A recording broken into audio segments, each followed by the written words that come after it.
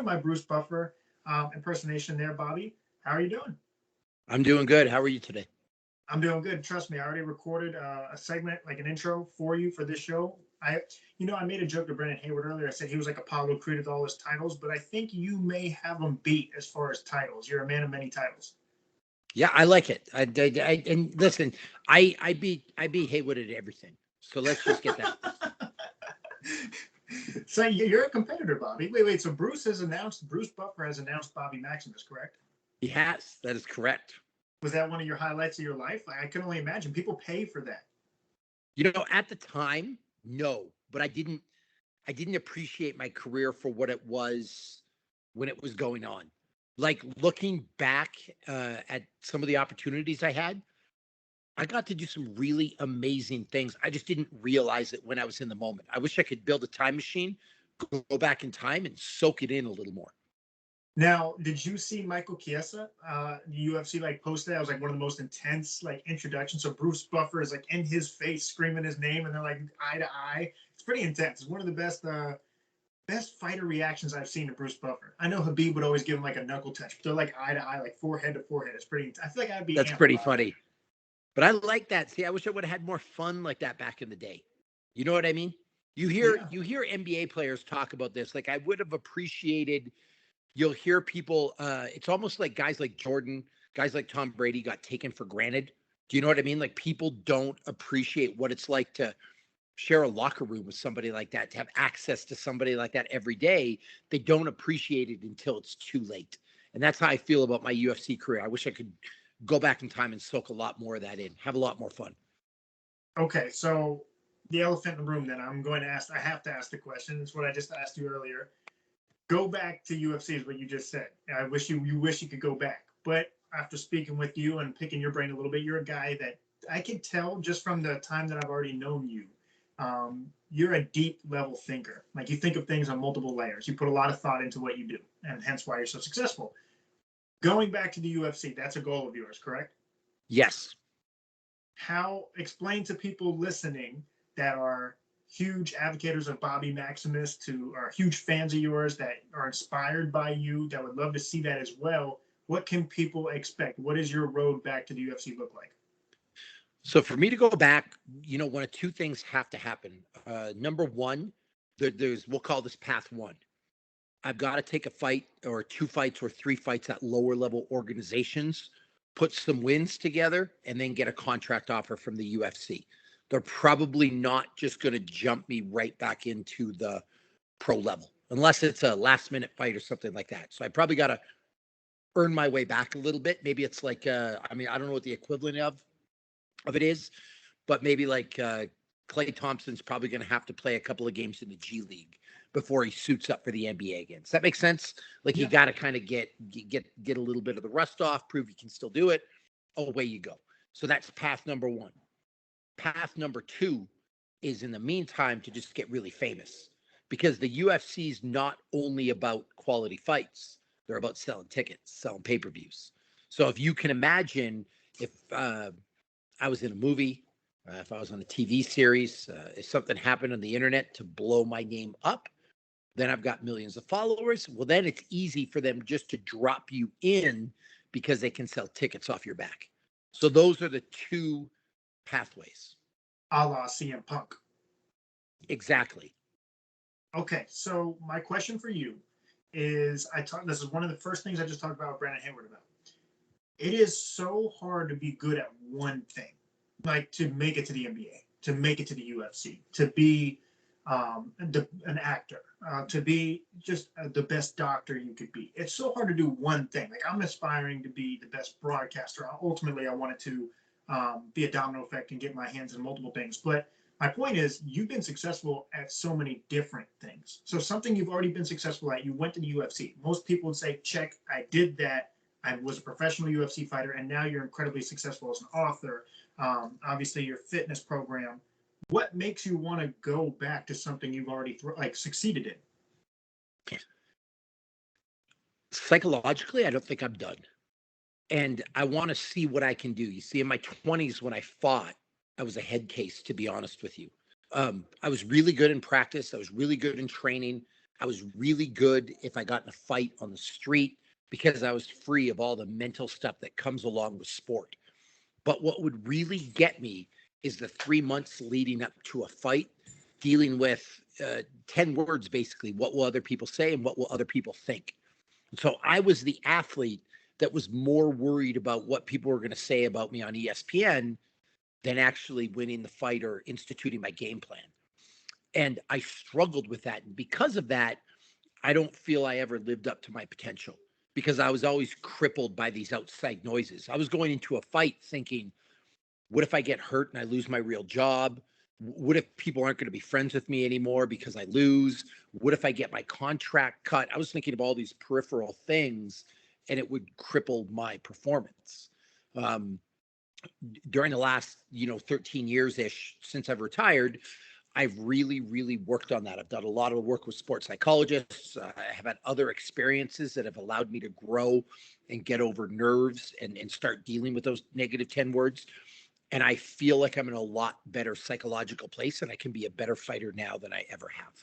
And so I kind of like to put that to the test, almost like as a personal challenge. No aspirations to win a championship, no aspirations to get a big contract out of it, no aspirations to do anything but what it is just see if I've kind of fixed some of the issues that I had in my head. You're competing with yourself, and that's what the all-time greats do, and that's what's really impressive to me, and that's one thing that I'm really interested in. So mentally, this is the best you've ever been.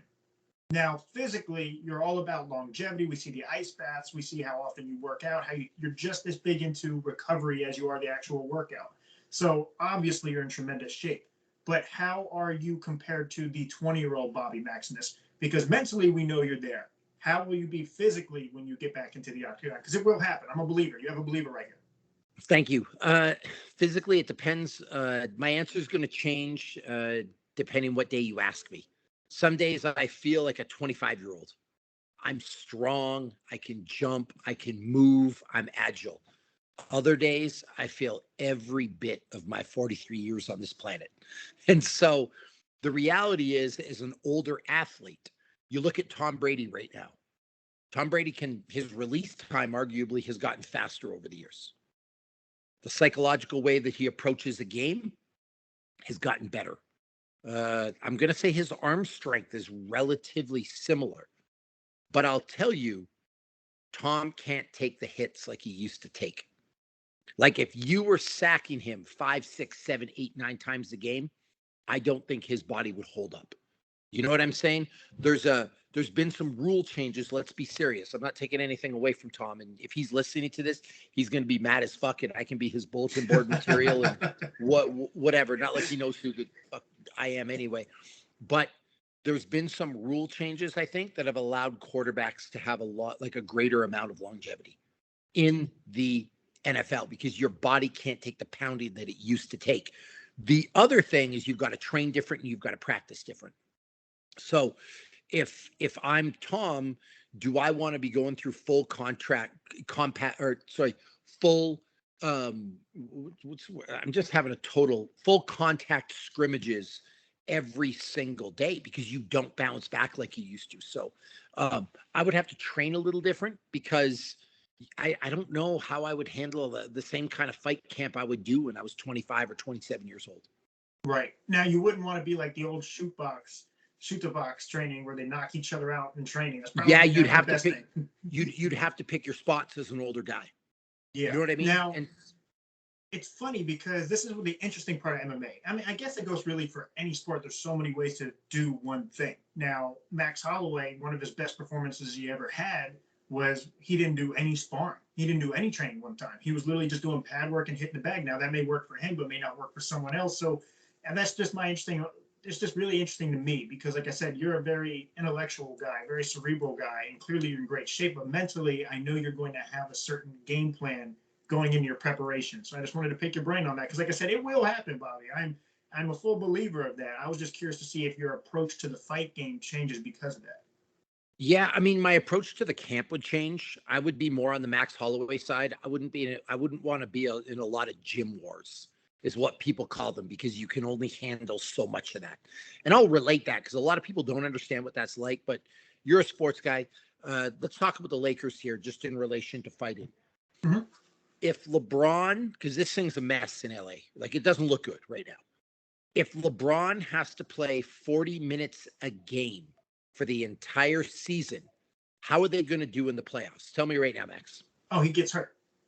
Exactly. He can't do that at 37 years old. Could a 21-year-old LeBron play 40 minutes a game? Absolutely. Absolutely. See, that's what happens as you get older.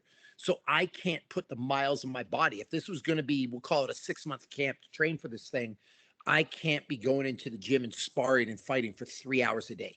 My body will fall apart. And so I probably really wouldn't want to push anything more than 90% in training. And I wouldn't even want to do that much. I'd want to do that a couple of times to make sure I still had it. But the rest of the stuff would be designed at just keeping me fit and keeping me healthy. So on the night, I can go out and do my thing and trust that years of experience would prevail. Right. I only have one request, and that request is when that happens, you have to let me be your hype man. So when you're doing a press conference, I have to be that guy where we have to act like we don't know each other. So when you press the question, and you ask on who's going to ask you the next question, I'll be in there and hype you up. I'm good. I'm good with that. Okay. And I'm going to compare you to Tom Brady, but I'm going to say he's looking up to you. That's fair. I like that. We'll do that. But I want to transition to this, Bobby. So you brought up the Lakers, you brought up this LeBron James. It's clearly a mess. I made a bet with Brandon Hayward literally just now about the Lakers. I'm still keeping my stock in them. Obviously, it's easy to say how bad they're looking, their age, injuries, their defense, their lack of shooting. The Warriors look fantastic right now. They have more answers than questions. Granted, I get all that. But my question for you is, I said that it obviously adversity brings people together. It didn't for the Pacers back in the day with the Malice in the Palace. This is nothing like the Malice in the Palace. Not to that magnitude. But this scuffle, in my opinion, will unite them. And I think when you have a team that lacks motivation at times, that lacks life, this is something that could ignite that. What did you make of the scuffle? And does this hurt or benefit the Lakers going forward? Man, this is just fake-ass tough guys acting like they want to fight when they don't want to fight. I hate this shit. Like, if the dude from, what's the dude from Detroit's name? Isaiah Stewart. He's running all over the court. He's yelling. He's the guy that's yelling, hold me back, but no one actually really has to hold him back.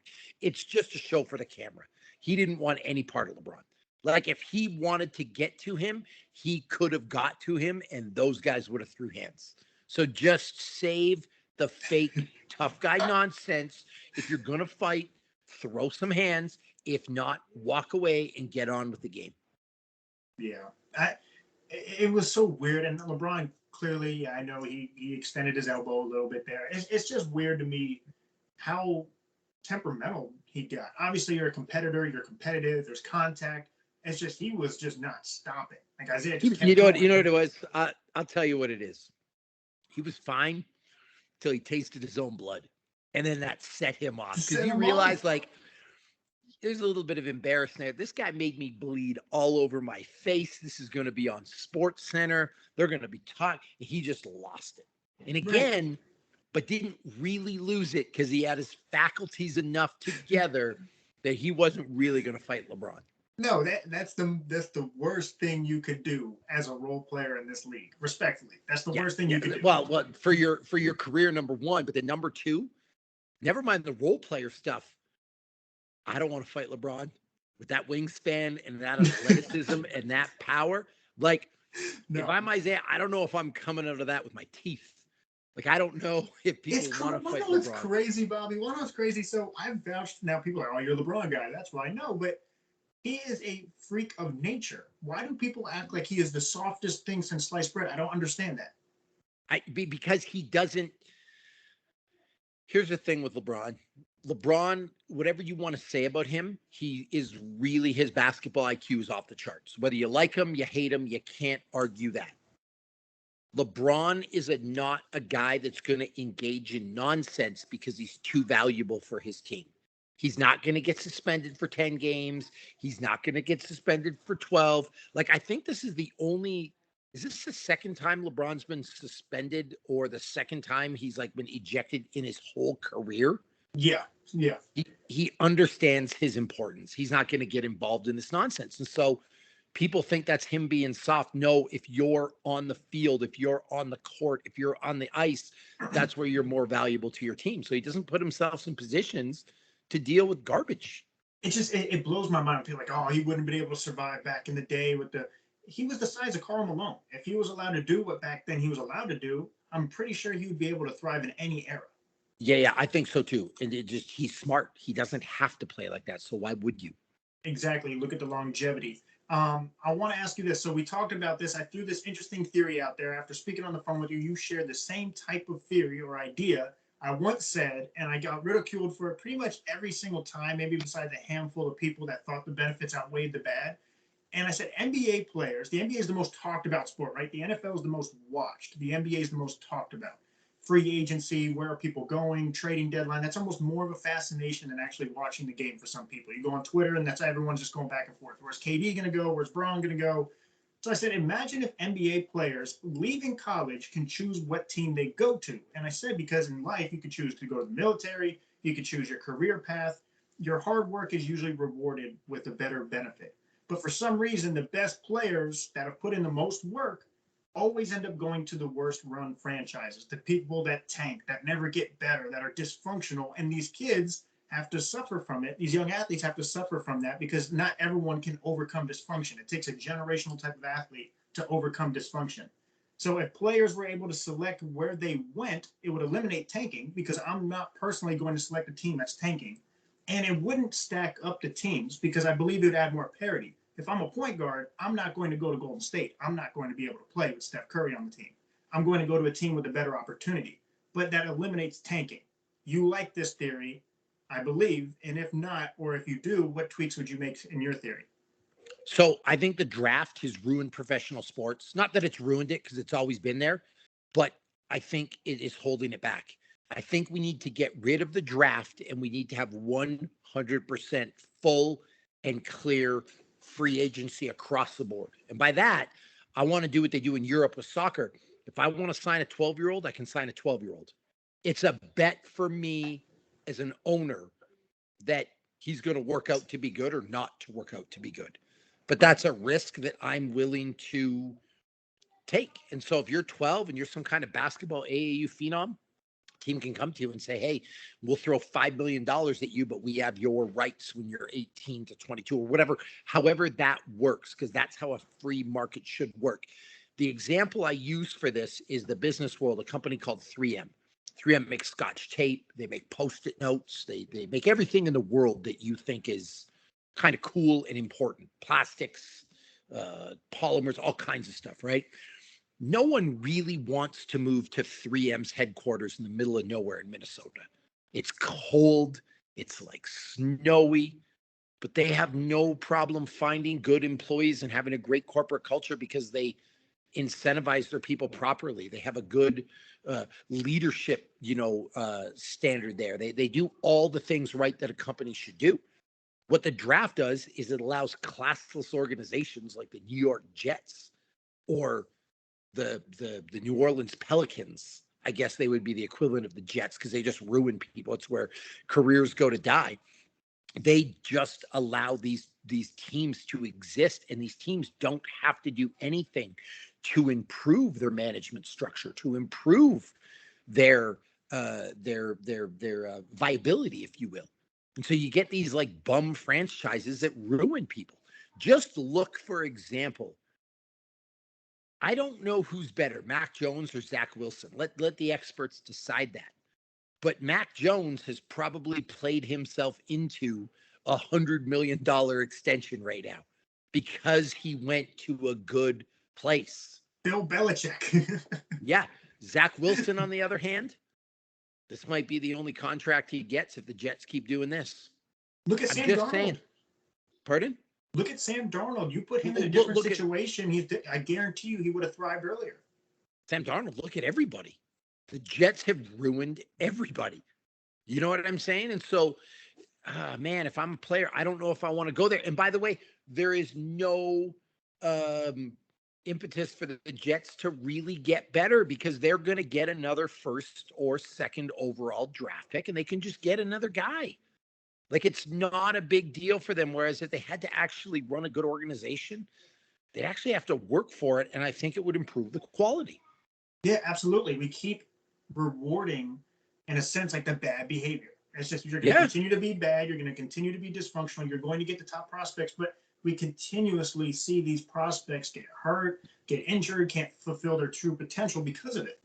There was a stat I saw a couple of years ago that Cleveland, I think, for 6 years in a row, they had one of the top 3 picks. And every year the pick was an absolute bust.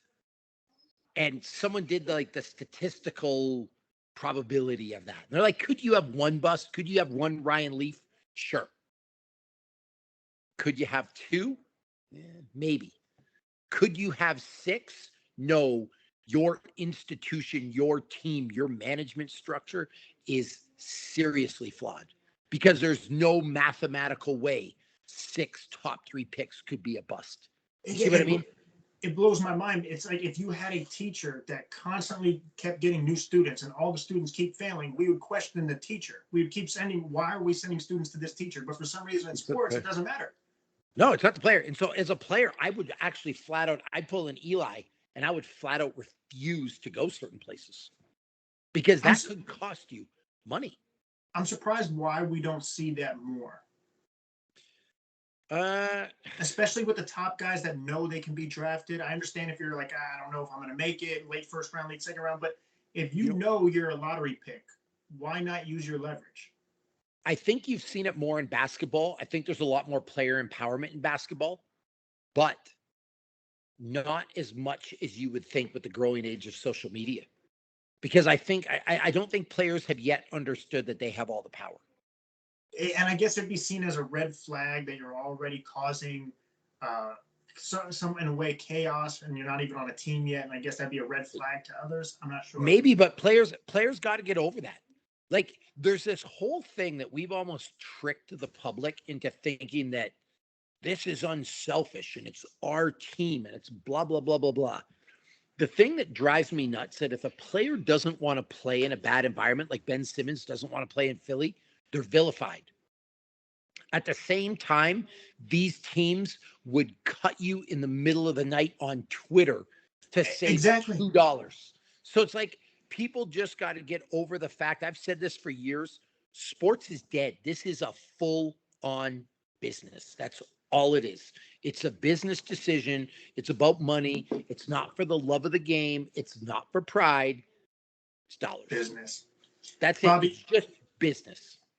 100% agree. And hopefully there's some type of format or some new way that, because Adam Silver, especially him, he's a very progressive guy and he's very into changing. You see the play-in tournaments, he doesn't mind change. Hopefully he would express interest in looking into that if he were able to see, or there's some type of data to be the risk and reward. Well, the first domino has fallen. What is that?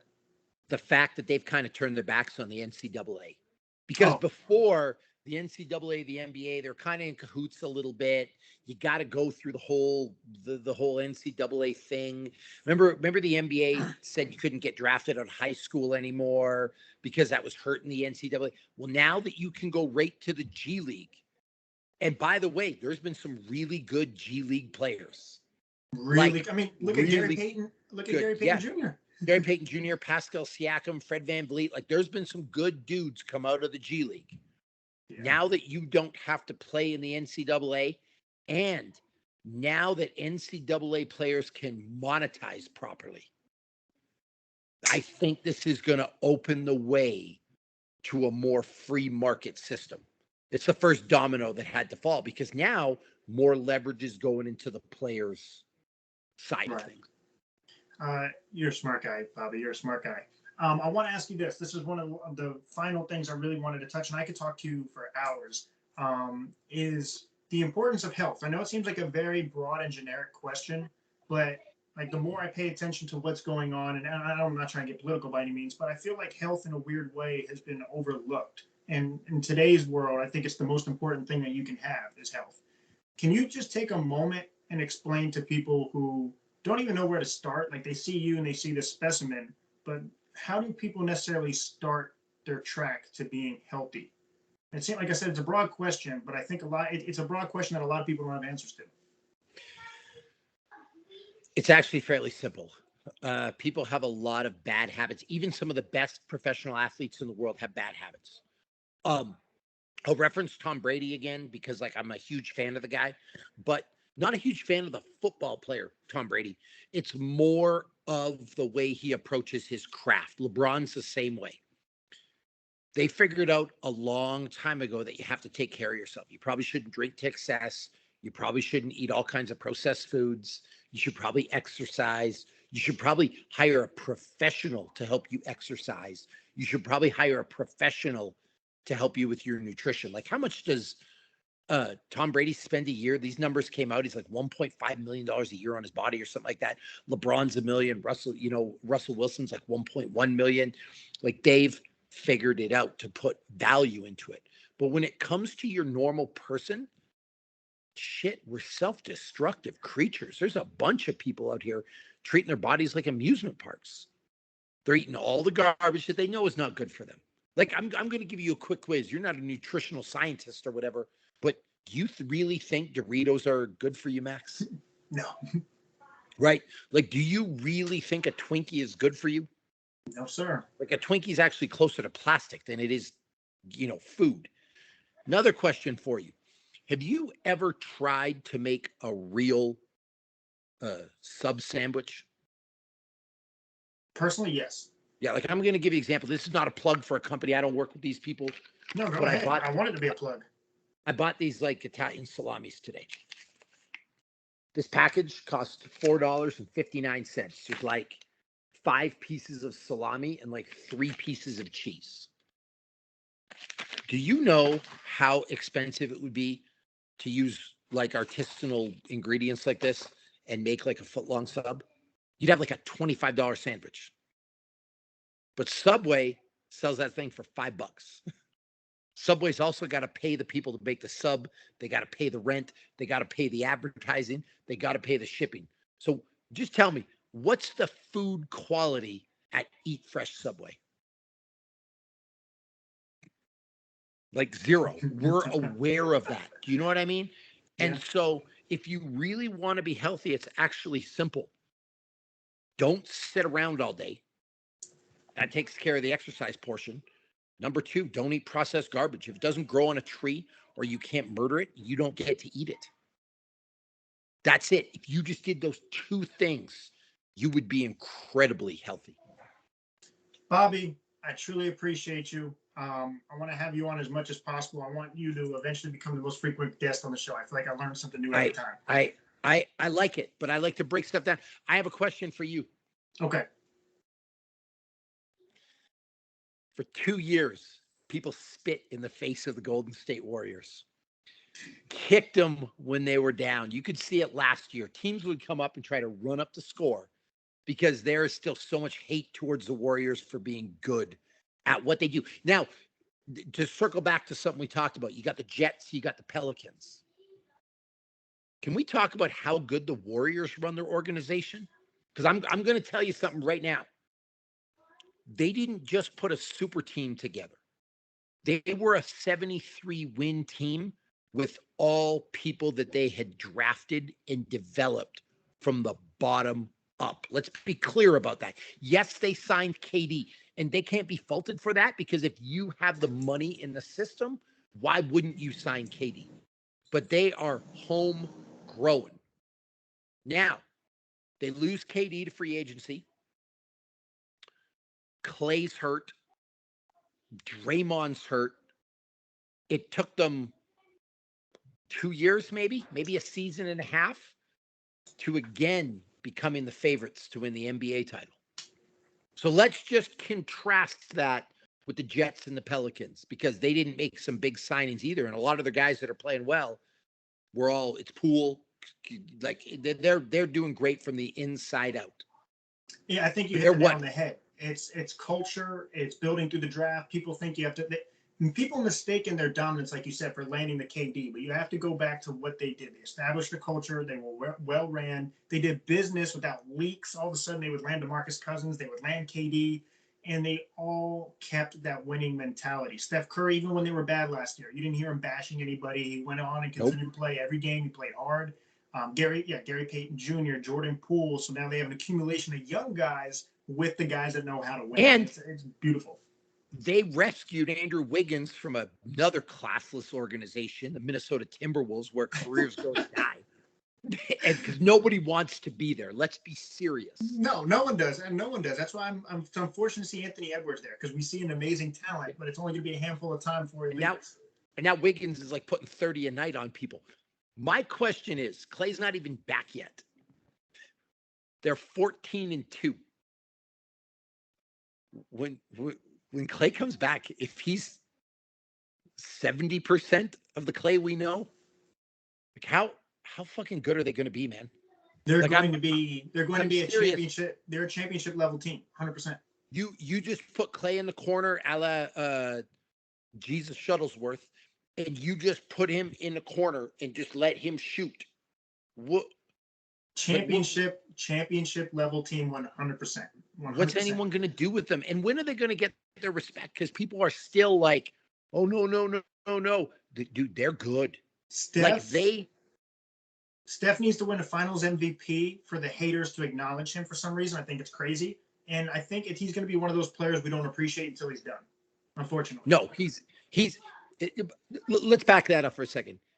The year that Iggy won it, no disrespect to Iggy, that should have been Steph's. 100%. Let's be clear about that. Okay, that's fine. It's finals MVP, but man, they could win 70 this year. Like if Clay comes back, if they get him back and they're 20-2, 19-3, like whatever that looks like. Yeah. If Clay comes back, like, dude, this is scary. And by the way, when you talk about smart teams, the way their cap structure works, like the whole deal, they have got so many tradable assets right now. Yeah. No, they're only going to improve. That's the thing. They never get stagnant. They never settle. They stay aggressive. Yeah, like what would a team give for Poole right now? What would a team give for Wiggins right now? Who's the other guys? Is it Kazinga? What would you have Kuminga, you have Wiseman. I mean, technically, you could package Draymond if you felt like you had to. The possibilities are endless. Like they can do so much. And by the way, they just kicked the shit out of Brooklyn. They waxed Chicago. Nasty. They're nasty. I'm just like watching this. I actually went from a Warriors hater to now I want them to annihilate everybody. I'm rooting for them. Besides my bet that I have with Brandon, I'm rooting for them. So who are you betting on to win the whole thing? The Lakers still. I think if we can get a healthy LeBron come playoff time with a healthy AD, they're hard to bet against. And if they can, they'll probably make some moves, trading deadline, add some shooting. When healthy, they can win a championship, 100%. Okay, so do you even think that's true with their coach, the Mike McCarthy of the NBA? Because he's won a championship with them once. So I mean, like I said, the Warriors have more answers. Max, I'm going to stop you. I could win a championship with LeBron. You think? Absolutely. You think I'm not diminishing any coach's role, but you stick Bobby Maximus on the sideline with a magnetic drawing board, and you give me LeBron and AD. I think I can win a championship. And I believe you would. I honestly do. But that's to my point. A healthy LeBron could win a championship. You don't really need much else. And he's older, so we need AD to play like a top 5 player like he once was. Does Russ have to fall in line for this? And I don't mean fall in line, but like, does Russ have to like buy into a system or like change how I think he needs to limit turnovers. He's not going to become a sharpshooter. He's not going to become some transformed player. But if you can dial back in certain aspects, the turnovers, the forced shots, that will help. We just need a AD to understand his role as the baton is being passed to you. We need you to be the best player. LeBron will be the most valuable and the best in the times we need him. But you need to be that guy. And I think they'll be fine. I really do. You don't think they're going to get bounced in the first round? We can make a bet too, Bobby. We can certainly make a bet. I'm just saying the way it's looking right now, they're going to get the 8th seed, and I do not want the Warriors in round 1. Neither do I, Bobby. Neither do I. But listen, I got to get rolling. I appreciate you. Thank you for your time. Where can people find you? At Bobby Maximus. Like that's where you go into the Google, you go into Bing, if that's still a thing. You go in your AOL online, your dial up, whatever. If you type in Bobby Maximus